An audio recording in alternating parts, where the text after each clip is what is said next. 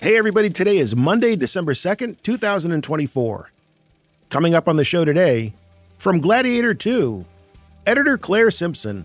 The speed at which we receive rushes is quite important because Ridley wants to see a cut the next day. I mean, he wants to see a cut before he's even finished shooting a scene. So there's always a lot of pressure on us.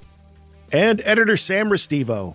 Part of the most interesting stuff is usually the nonverbal communication, because obviously the dialogue is important, all of these things, but it's about the emotion that's being projected from the actor. And if they're trying something like that, that conveys something that wouldn't have necessarily been written down, it's a magical thing and it's worth exploring.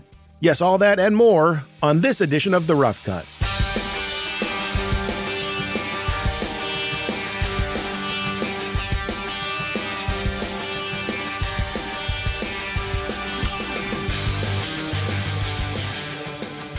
Hey there, how are ya? Do you like talk about editing? And do you like that talk to come from big-time movie editors? You do? Well, great, you're in luck. That's what we got here. Because today we are talking about Gladiator 2, Ridley Scott's sequel to his Oscar-winning film from 2000. Now, I'm not sure if 24 years is a record in terms of time between a movie and its sequel, but it's got to be up there. Although 24 years have passed in real life, only 16 years have passed in the films. But what a 16 years it's been. Rome is now ruled by two corrupt twin emperors, as if one wasn't bad enough. And Marcus Aurelius, who died in the first film, his grandson Lucius, played by Paul Mescal in this movie, you remember he was sent away for his own protection at the end of the first film? Well, now he's living with his wife in Numidia, which today we call Algeria. See, you can learn a thing or two in this podcast. Anyway, Numidia is attacked by the Romans in a battle led by General Acacius, played by Pedro Pascal. If you're taking notes, once again, that's Lucius, played by Paul Mescal, and Acacius, played by Pedro Pascal. And I think that is a good place for me to stop in terms of trying to explain these two movies. I will just close with Numidia loses the battle and Lucius is brought back to Rome as a slave. And it is there where he impresses Maximus, played by Denzel Washington, with his fighting abilities. Maximus tells Lucius, hey, if you really want to get your revenge on General Acacius and the Romans, which is an awesome name for a band if you ask me, but the best way for Lucius to get a crack at those people is as a gladiator. At least that's what Maximus tells him. So I think that's all the context we really need to get into this interview. The real important detail is who we're going to talk to. And that would be editors Claire Simpson and Sam Restivo. Together, they have cut several films for director Ridley Scott, including House of Gucci, The Last Duel, Napoleon, and now Gladiator 2. You may remember that Sam was on last year to talk about cutting Napoleon. That was a good time. Please check it out. Link in the show notes and all that. Claire could not make it that day, but I am happy to say she's here today. In honor of that, here are a few quick notes about the amazing Claire Simpson. She first cut for Ridley Scott on his 1987 film, Someone to Watch Over Me. And even though that was only her fifth feature film credit, she was already an Oscar-winning editor, having won the big prize for cutting Platoon the year prior. She also cut Oliver Stone's film Salvador the year before that. So get this, her first feature credit was for a movie called Chud. Chud stands for Cannibalistic Humanoid Underground Dwellers. I'm not sure what the budget was on that picture, but I think it's safe to say it wasn't much. That was 1984, her first feature credit. 2 years later, she's getting an Oscar for cutting Platoon. I'm not exactly sure what the lesson is in there, but there is one. At the very least, it's that talent cannot be denied, and Claire is certainly talented. She would go on to do other films with both Oliver Stone and obviously Ridley Scott, and she would also receive an Oscar nomination for her work on the 2006 film The Constant Gardener. All right. Time to talk about Gladiator 2 with two great editors. And those great editors will be on in just a moment. But first, I pay tribute to the fine folks who helped to sponsor this interview with Sam and Claire, the one and only Extreme Music. Even before the original Gladiator came out, Extreme Music has been a guiding light in the world of production audio for film and TV makers around the world. How do they do it? Well, it starts with the talent, of course. Doesn't everything? They have an army of the best musicians, composers, and producers who have built up a catalog of top-shelf tracks that you can search on using all your favorite musical metadata terms. You do have favorites, don't you? Well, maybe you don't, and you don't know where to start. That's okay. You can just use Extreme Music's artful intelligence to tell them what you want. Like, help me find epic music for my Swords and Sandals sequel, and they will find you just what you need. Or if you already have a track that you like, upload it to them, and they will find you others from their catalog that are a lot like it. And there's a lot to like about how easy they make the licensing. Simple to do right there on their website, or you can talk to one of their reps from around the world. So the next time you have a movie or TV show to make, Don't wait 24 years. Reach out right away to Extreme Music so they can help your story sound its very best. Now then, time to enter the editorial arena of Gladiator 2. Awaiting us there are Claire Simpson and Sam Restivo. I'm somewhat jet lagged, Matt. I'm not the best person to be talking to when you're jet lagged. Shocked is probably not the right word, but it was a surprise to me to realize it's been 24 years since Gladiator. And you'd have to think that Ridley Scott was pondering, if not actually developing a sequel not long after that first film. But here we are nearly a quarter of a century later for the sequel. Before I ask you about the script itself, when did Ridley begin to bring you both into this project, and how did it evolve, if at all, from that first concept to the final film? We've known for a long time that this was bubbling along. I mean, for years, Ridley's been gestating. So we knew sooner or later it was going to come to fruition. While we were on Napoleon, usually he likes to do a smaller film after he does a big epic. And Napoleon was quite a substantial film. And so I was surprised that he wanted to do another sweeping epic after Napoleon. So we talked about the script. Scarpa was busy working away. I mean, he'd been working for a couple of years on the script. And Ridley said, I want to do this now, after we'd finished Napoleon. But we were worried about the impending strike because there was talk of, an actor's strike and a writer's strike, first of all. So we were worried whether Scarpa could finish the script. But Ridley was determined, and we went ahead. We had a few hiccups with the strike, a couple of hiati. Then once that was over, it was really full steam ahead. I'm sure he'd like to hear that you liked it, but other than that, what kind of notes is Ridley looking for from both of you when he does present you with that script? Well, he's always budget conscious and story conscious at the same time. And these early drafts of the screenplay usually have a ton of things in it. And he's always wanting to include Claire and I, and specifically Claire, from, how long their relationship goes back to do we need this amount of scenes? Does it need to be this many things, or should it be condensed, or do we need it at all? Being a sequel, you would think the reference is already the original film. I know when we talked about Napoleon, Sam, you mentioned referencing Barry Lyndon. Even in the case of a sequel, does Ridley come to you and say, there's a certain vibe I'm looking for, or a certain place I want to take this film than we were in Gladiator? Well, I think the film Gladiator 2 really does stand on its own. And I don't believe you need to see Gladiator 1 in order to enjoy Gladiator 2. So it is very much its own entity. Of course, there are references to the original Gladiator because it's within the same world. Yeah, I would say so. Everyone loves the first movie because the first movie is an amazing thing. And we didn't want to just do a retread of that, obviously. And the central character in both films are completely different, even though they're, father and son. But Lucius's journey is way different than Maximus's. And that's why it's worth having it just have a completely different vibe to the thing, where the predominant emotion in this one is rage. It's Lucius's rage. And that came through in every crafts level, from the Numidian stuff to the music that Harry did. And just the style of the film is different than the first movie, but it just shares the DNA thread of the characters. And is the preference for both of you, or for Ridley, I guess I should ask as well, is to have you on site always? Well, I think it's much more efficient if we're on site. First of all, we have greater access to the other members of the crew. It's always important to have a relationship with the cinematographer, Stefan, who does the sound, and for them to have access to us also, so they can come into the cutting room and see how it's developing. And also the speed at which we then receive rushes is quite important because Ridley wants to see a cut the next day. I mean, he wants to see a cut before he's even finished shooting a scene. So there's always a lot of pressure on us.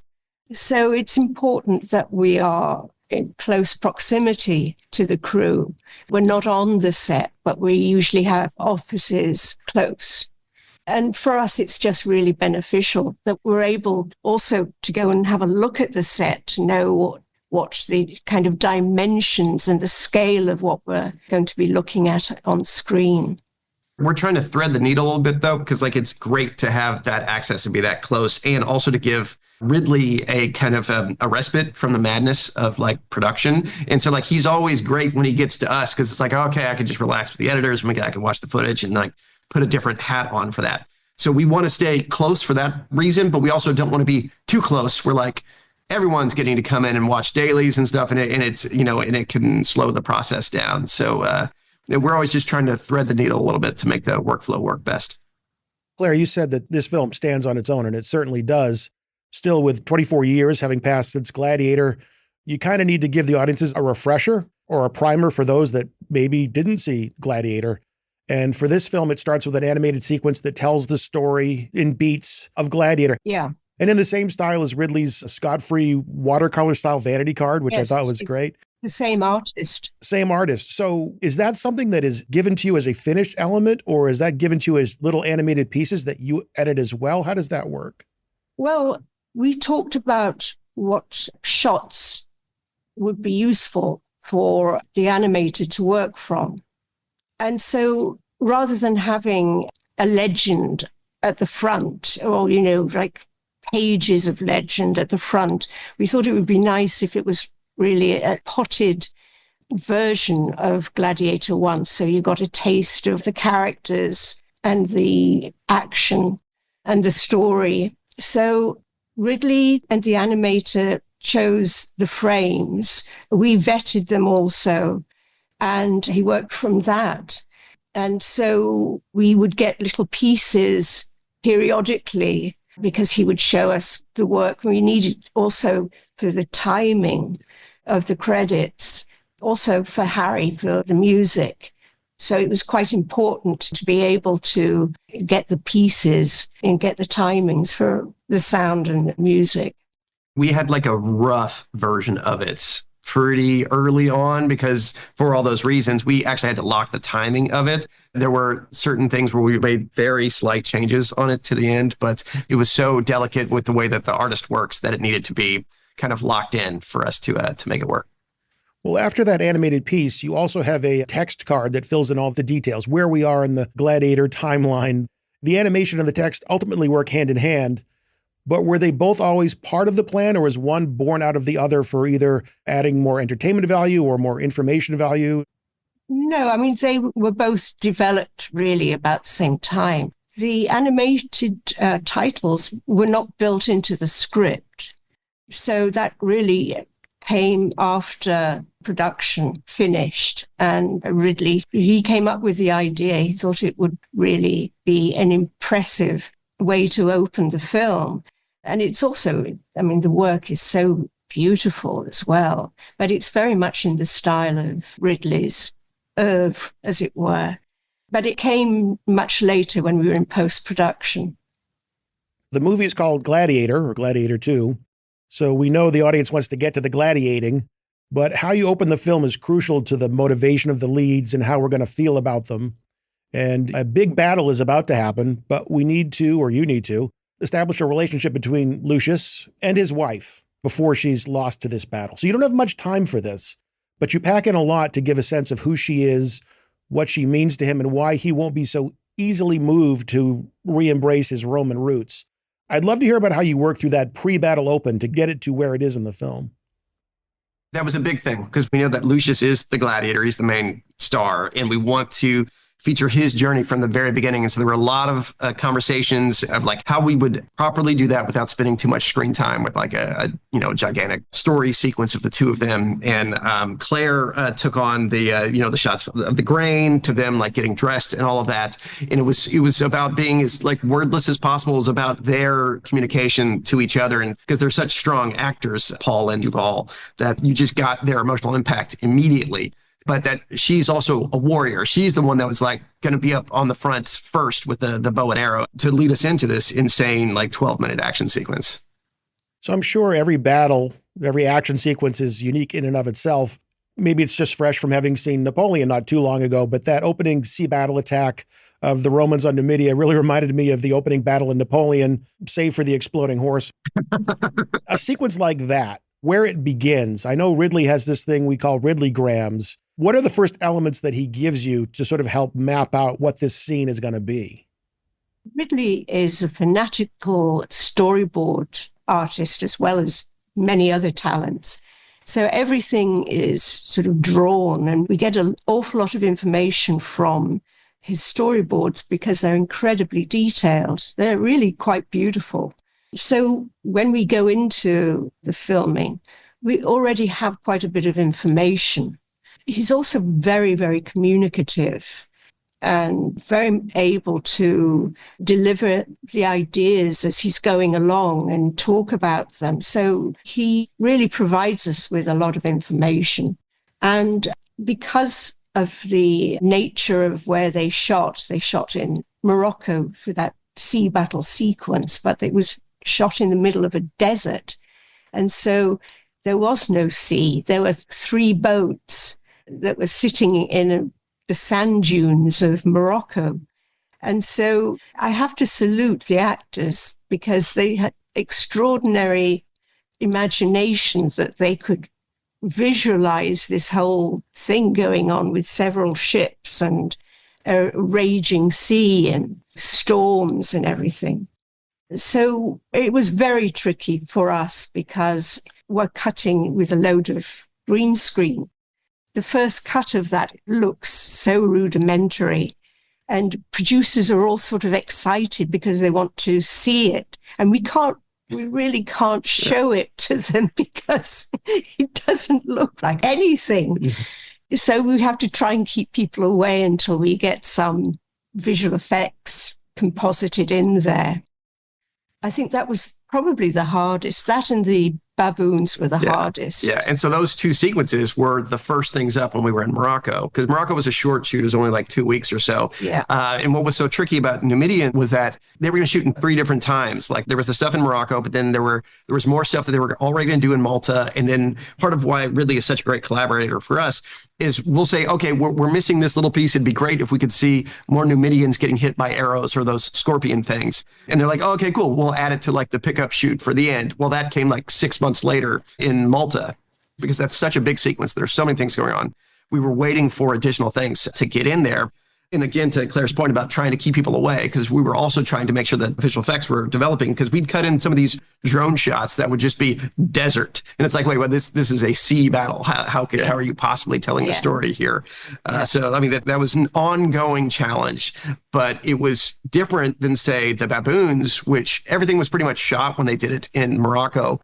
But with Claire put that one together, and it's the amount of elements on display for that is crazy because it's a very complicated visual effects sequence, and everything had to come together to make that work.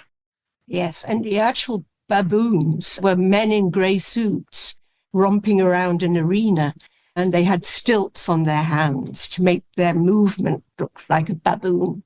So it looked actually quite humorous. So it was quite tricky to make it look ferocious and for people not to fall about laughing when they saw it. And it's quite a feat for Paul Mescal, by the way, in that sequence, because visual effects wanted a variety of different types of element shoots. Like there's him interacting with the stunt performance artist folks that have the stilts on. But then there was also the prosthetics guy, Connor, built this like puppet of a baboon that Paul would fight with for some close-up shots. But then the thing that's most amazing to me is they wanted like a clean plate version with Paul. So he's just acting to nothing and throwing himself around this arena and like trying to knock himself down like it was real. It's quite a feat of acting there. Yeah. Baboons in suits. I believe they call them studio execs. I'm kidding. That's not nice. In a massive sequence like that, upwards of how many cameras is Ridley working with? And what is the Dailies process like for the two of you? How you pick this stuff apart and begin to assemble it?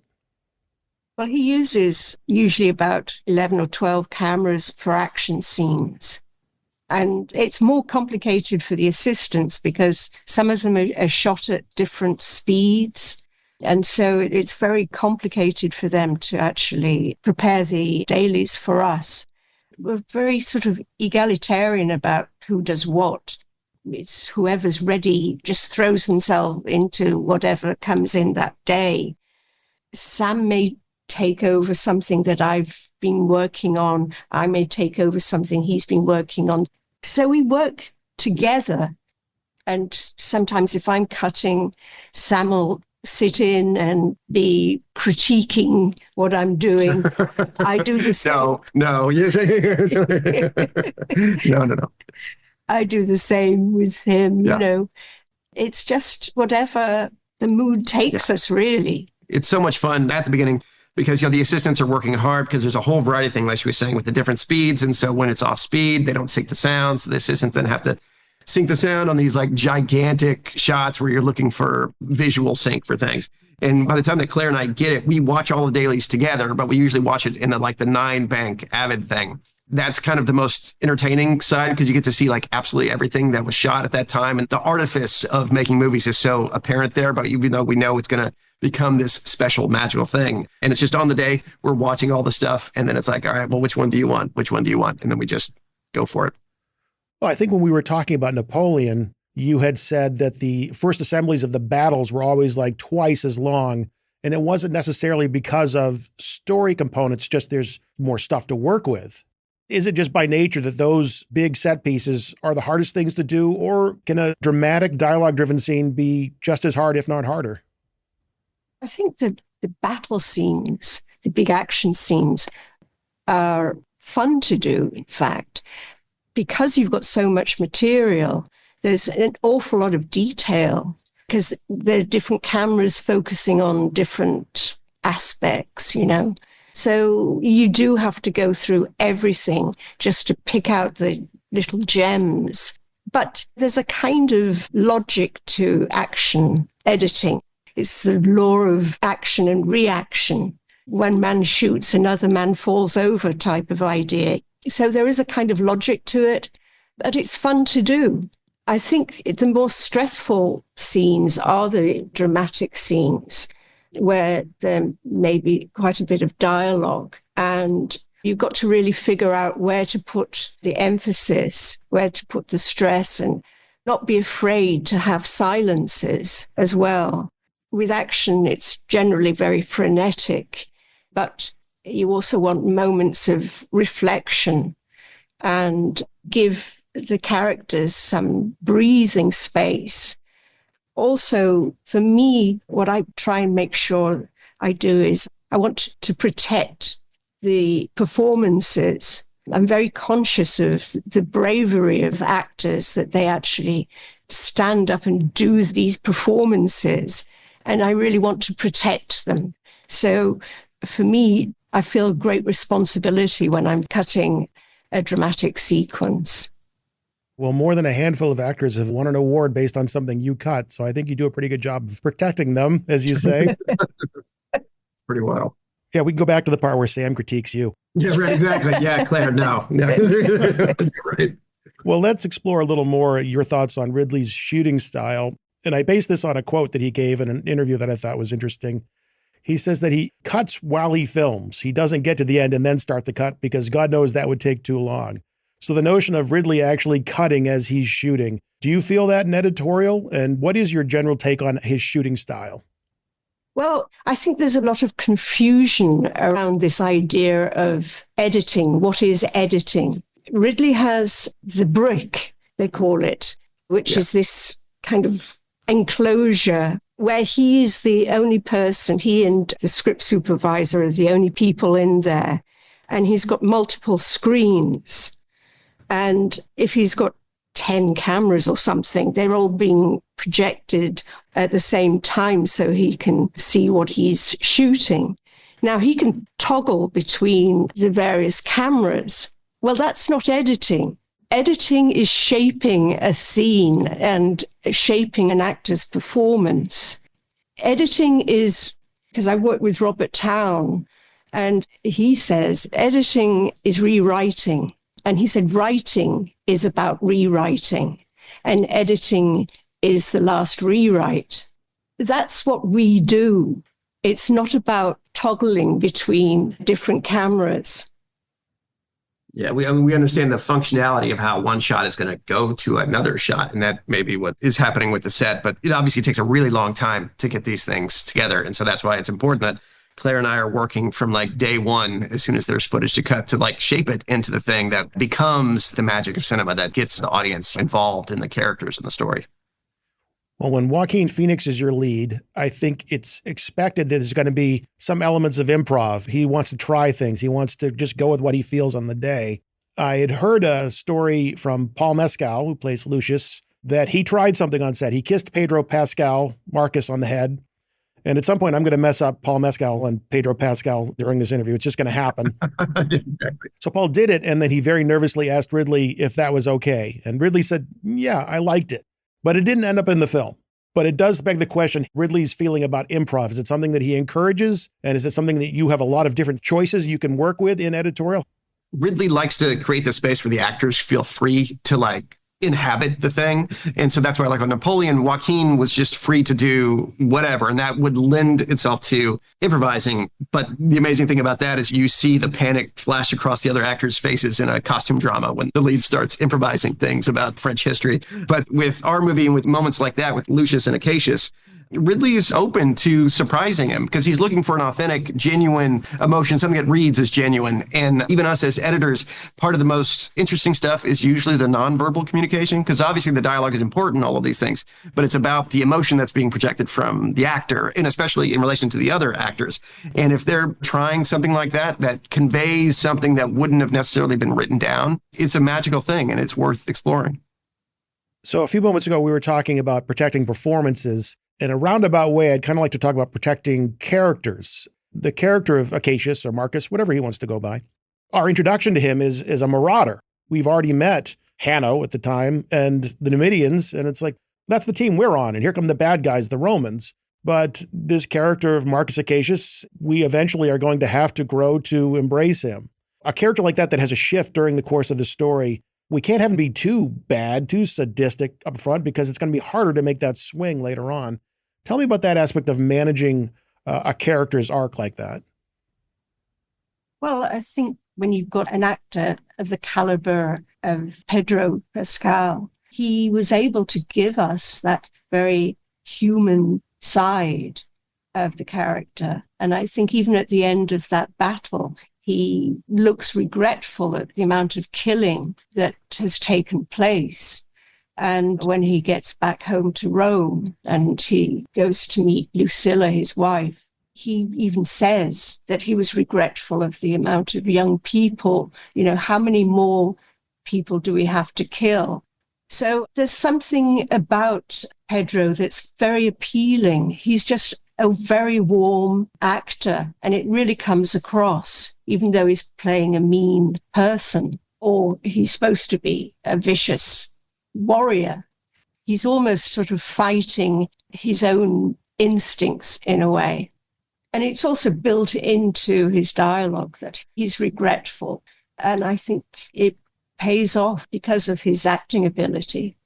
Yeah, I think it was his day one was the funeral scene at the end of the Numidian battle. And I think that was the first time we saw him in the makeup. I could be wrong on that, but it was either the first day or the second day where there's that push in on him right before he says, Vae Victis, woe to the conquered. That's when I knew. I was like, well, this guy's bringing it. He's doing the whole thing. Obviously in the screenplay, you're aware of the Acacius journey, but from the moment Pedro's on screen, you're like, oh, okay, I get it. He's going to play this conflict, even though he has no qualms ultimately about being a warrior, when he has dispatched the 4 Praetorian guards in the arena. These are soldiers of his, but it's him or them. So he has no problem doing that. But it's a wonderfully nuanced performance that he gives.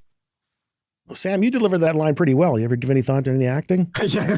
Well, I do all of the temp ADR. That's as far as it goes. That's a great way to start. Well, let's keep talking about actors. I don't want to get into Denzel Washington's character too much because I think there's some surprise there and I want to leave it that way. But something that jumped out to me was his reactions. And I think there was one battle in the arena where his reactions were almost a pivot point. You would keep going back to what he's looking at, how he's responding to people. I'm not sure if you recall exactly the scene that I'm talking about, but that notion of using him as a pivot point for a scene like that. So Denzel, obviously an incredible actor forever, But with those sequences, so it was the Rhino sequence, naval battle, and then the battle in the arena at the end, where depending on how they were doing the logistics of the shoot for that particular sequence, but usually the royal box was a separate thing. And so the actors that are in the royal box aren't watching the actual thing happen. They're having to like, okay, there goes a boat going by. Okay, the Rhino's charging by or whatever. And with someone like Denzel, he is so communicative with his face without even saying anything that we are always, well, let's see what Denzel is doing at this moment. And he was so good with the eyes. And Claire cut in a shot in the naval battle of when he's laughing at what's going on. And I don't remember if that was literally what was happening at the moment, but like it was such a fabulous reaction. I think he might have been reacting to the absurdity of like what he was probably experiencing in that moment. Because, you've got the ADs in the arena just shouting, oh, the sharks are coming. So you're right, Sam. He was laughing at the absurdity of it all. And also, he wasn't really sure what he should be looking at as well. Again, it's a great exercise in the actor's imagination that they're able to kind of conjure up what's supposed to be happening in the arena. And honestly, it was a saving for Claire and I. Like every time I was like, well, how do we get from this thing to the other? Well, we can go to the royal box and see what any of the characters are doing there. And usually Denzel was the one we would go right to because he just gave so much every time. Yeah. And also Denzel Maximus, his character, he is busy sussing out what and who Lucius is. So he's constantly watching and picking up signs, He's watching Lucilla, her response to Lucius when she sees something that reminds her of Maximus. And he picks up on these things. And he's always trying to put two and two together and figure just who is Lucius, especially as he's able to recite Virgil, and no slave would be able to recite Virgil. So he's sussing things out all the time. And I think that comes across really well. Throughout the film, you introduce flashback material. Was that pretty well prescribed? Was that the kind of thing where you had Gladiator loaded into the Avid and it was, hey, we can go back and we can find different things that would make sense here to introduce into the new film? We did indeed have the original film loaded into the Avid. Of course, Sam and I have seen it several times, so we were very well versed in the images in that film. But there were some things that were actually in the script as well. And some of them we put in, some of them we didn't. I think there were many more flashbacks in the script than we actually ended up using. In a film loaded with big action pieces, I think you could argue that the biggest moment is not an action sequence at all, but Lucius's speech to the slave gladiators at the end there. Really, it was such a kind of powerful moment for him. And I think he did it very gracefully, actually. I think that Paul pretty much nailed that in his early takes. They didn't shoot a lot of material on that. They did pick up some shots of the gladiators towards the end of the shoot, but he pretty much nailed that performance. Now, we did rewrite some of that speech. There were some close-ups that were shot later with the additional dialogue. Paul is such a talented actor. He nailed it immediately, but he also modulated his performance through the takes too. He would do some things a lot bigger and more masculine, and then some things a little bit softer, but he was always in a genuine emotional state with these things. And like that scene was not a problem at all. Like it came together right away and we just had just the right amount. But I was thinking about some of the other stuff that he did in the film where he could either be really intense or modulate it just based on what Ridley was feeling and what he was looking for in the moment. And that, for editors, it's fabulous to just give us options to go between, and he's super talented. Well, when it comes to options for editors, one of the ones is intercutting. There really isn't much intercutting, if any, until the end. I think there's a lot of parallel action going on during that end sequence, constantly having to remember what the other aspects of the narrative is. So it's quite tricky. In fact, knowing when to cut away from one exciting bit and cut to another bit that maybe is kind of less exciting, but you have to create the tension. I think it's all about maximizing tension in a sequence of that nature. Well, as far as what the audience knows or doesn't know, screenings. What kind of screenings did you have? What kind of feedback did you get from the screenings? And how did that ultimately guide the direction of the story? We had very few public screenings. I think we only had 2 previews, and they both went very well, in fact. We did make some alterations after the first screening. There was also some additional photography, which had been planned anyway, because we hadn't got all the material for the very final battle. And so they did shoot some additional soldier material as they are all gathering together at the river for the fight between Lucius and Maximus. So screenings actually were useful, but we were very lucky in the sense that we got very positive feedback from the audiences.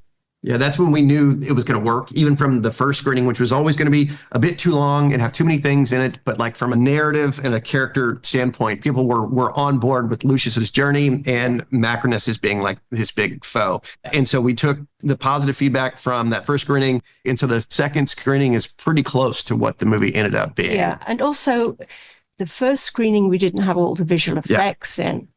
You know, it's interesting working with Ridley because Ridley is, in fact, an artist. He's a painter, and he's a very good painter.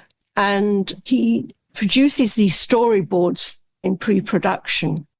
But it's always a very live thing because then they shoot the material. And even after production finishes, he's still elaborating on the images. You know, we give him screen grabs of frames and he draws on them.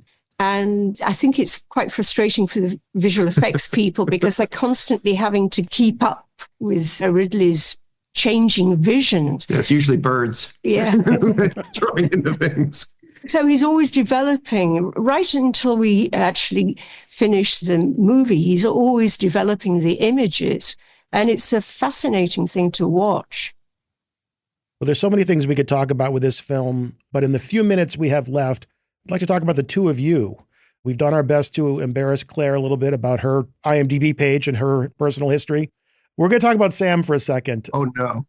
Claire, what was it you saw in Sam when you two first met and you brought him on as an assistant? What did you see? And did you see him ascending to this role of co-editor someday?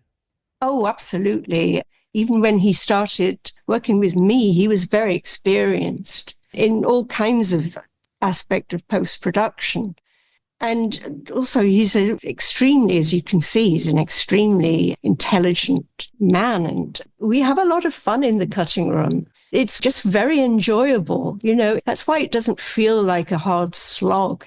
We come in the morning and we get down to work and we actually enjoy each other's company. So it's an absolute pleasure. And it's wonderful to work with somebody who's very simpatico as well.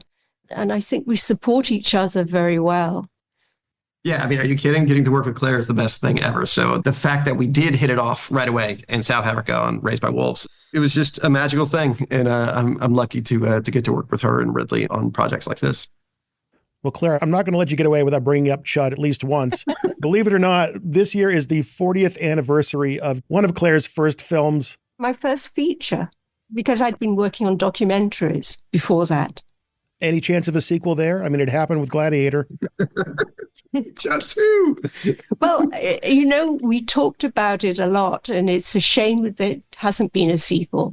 I think all the members of the group are all now scattered, and John Hurd has passed away a couple of years ago. But we were a group of friends that just got together and had a laugh. Well, I think Gladiator 2 is a group of friends getting together and having a laugh and making a great film. I'm out of time. I'm out of questions. I do have one more, and it's for you, Sam. Do you like cutting movies about gladiators? Exactly. Yes, I absolutely do. Do you like cutting movies about gladiators? I've been dying to ask Sam that ever since we set this interview up. Sorry, I can't help myself. That's just the kind of thing you get with me. And a whole generation of listeners don't even get the joke anyway. Regardless, I ask you, are you not entertained? Or at the very least, I hope you learned a thing or two from Sam and Claire. I did. They were great. You could do much worse than to have them fight your editorial battles for you. A big thumbs up to them for their work on this film, as well as a big thank you for talking with us today. The question is, do we have to wait another 24 years for Gladiator 3? Do not count on me doing a podcast on that one, unless it's some AI avatar version of me. What a waste of technology that would be. Something that is definitely not a waste of technology is the non-linear editing system Claire and Sam used to cut Gladiator 2. Avid Media Composer. Last month there was a new release of Media Composer, 2024.10. And if you put that into Roman numerals, you get mmxxiv.x. What's in version mmxxiv.x, you ask? Well, all kinds of great stuff in the world of AI-powered transcription tools, picture and sound interop, new waveform views, and more. And if you would like to have Media Composer as your cutting room champion, all you have to do is go visit the Media Composer page on avid.com. And I've made that easy for you, although it was pretty easy to begin with, by putting a link in the show notes. So click on it. Okay, that's the show for today. Time to wrap things up. Speaking of wrapping things up, I cannot believe it's December already. This time of year always sneaks up on me. I have not bought a single gift yet. I don't even know what I'm going to get you. Probably another episode of the podcast. Money's a little tight, plus I don't have to wrap it. And you should see how I wrap gifts, not pretty. Okay, that's it. Come back next week, or sooner even. I might get a jump on next week's episode a little early. Until then, this is Matt Fury thanking you for joining me right here on The Rough Cut.